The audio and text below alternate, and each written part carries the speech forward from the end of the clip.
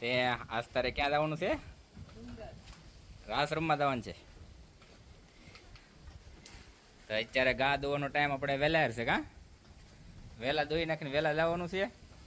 એટલે તો અત્યારે કપડાં ચેન્જ કરીને તે કપડાં ઝીમી કાપડું પહેરી લીધું છે અને જવાનું છે હવે આપણે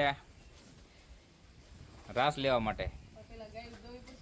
હા તો લક્ષ્મી હોઈ ગઈ છે. લક્ષ્મી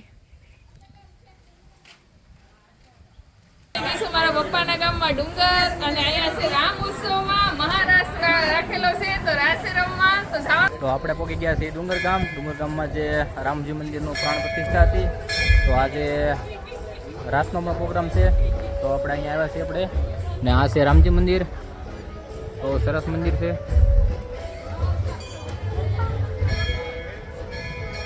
ને અહીંયા પાછળ જ તે પાછું રાસ ગરબાનો કાર્યક્રમ છે.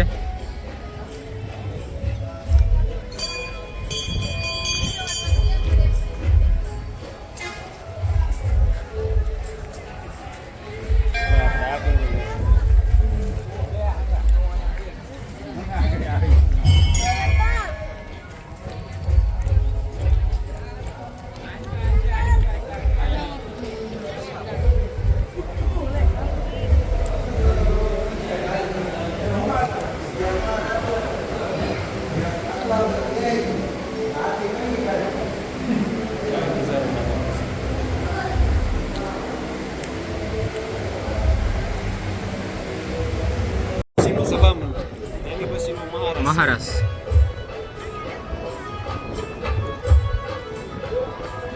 અહીંયા એક નંબર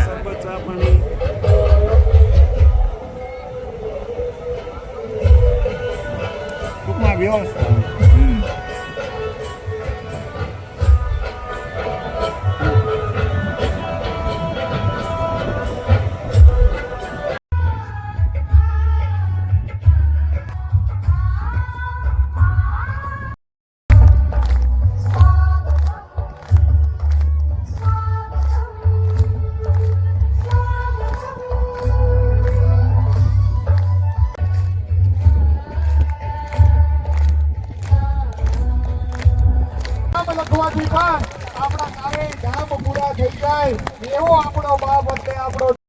કાનુડો પણ આપણી વચ્ચે ઉપસ્થિત થયો છે.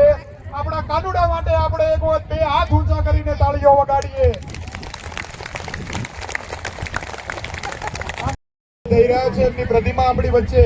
આમ તો દ્વારકાધીશ જો આપણી વચ્ચે ઉપસ્થિત હોય તો જ તે આટલું સરસ મજાનું આ આયોજન જે છે એ ડુંગરના આંગણે થઈ રહ્યું હોય. આયોજનની આપણે ખૂબ મર્યાદા જાળવવાની હોય. દ્વારકાધીશ ભગવાનની પ્રતિમા બળદગાડાની અંદર આ પવિત્ર ગ્રાઉન્ડની અંદર પરિક્રમણા કરી રહી છે. આપણે સર્વ જે છે એ દ્વારકાધીશને વધાવીએ. એટલે કે સૂરજ પૂર્વની પશ્ચિમ જે છે પશ્ચિમથી પૂર્વ જાય અહીંના દીકરાની જે જુબાન છે